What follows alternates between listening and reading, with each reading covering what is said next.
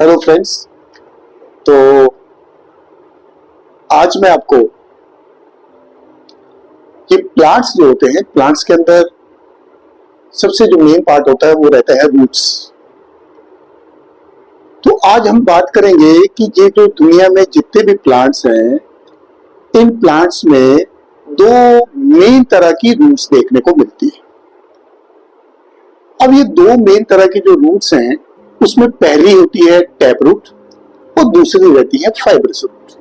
तो इसमें एक प्लांट के पास टैप रूट सिस्टम है और दूसरे के पास फाइब्रस रूट सिस्टम है।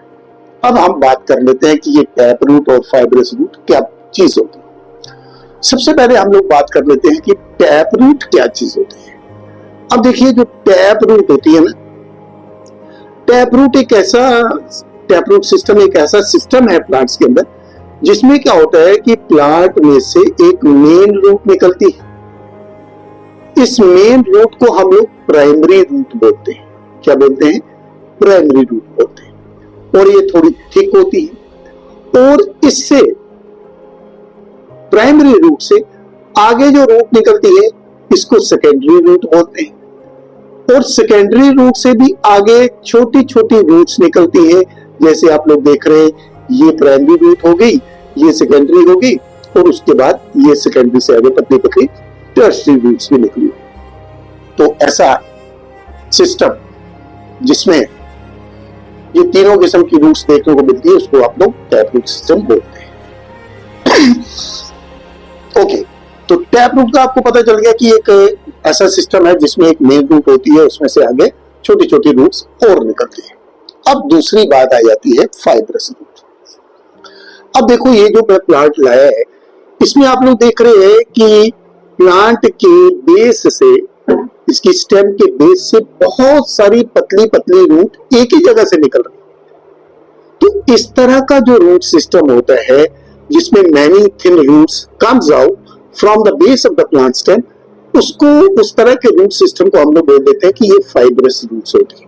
अब इसके अलावा अगर आप लोग इन प्लांट्स को जब लगे हुए हैं, तो अगर मैं ये इस प्लांट को बाहर निकालने की कोशिश करता हूं तो मेरे को बड़ी मुश्किल आएगी, क्योंकि जो टैप रूट सिस्टम होता है इतनी जल्दी इस प्लांट को उखड़ने नहीं देता है।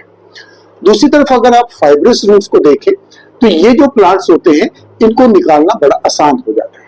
मतलब इसको आप थोड़ा सा खींचेंगे, ये प्लांट जो है बाहर आ जाता है। अब इसके अलावा वन मोर इंपॉर्टेंट थिंग कि ये टैप रूट हम लोग कहां कहां पे देख सकते हैं। तो आपको याद रखना है कि टैप रूट्स जो हमें मोस्टली देखने को मिलेंगे उन प्लांट्स में जो कि बेसिकली डाइकॉट्स होते हैं। अब क्वेश्चन आता है कि ये डाइकॉट क्या होते हैं। आपने सीड देखे हैं, सीड के अगर दो पार्ट होते हैं, जैसे मूंगफली है, बादाम है, मतलब मैंगो है, तो इनके अगर आप सीड को खोल के देखें, उसके अंदर दो पार्ट होते हैं, तो इसका मतलब वो डाइकॉट होता है। तो जितने भी डाइकॉट प्लांट्स होंगे उनके अंदर आपको टैप रूट सिस्टम देखने को मिलेगा।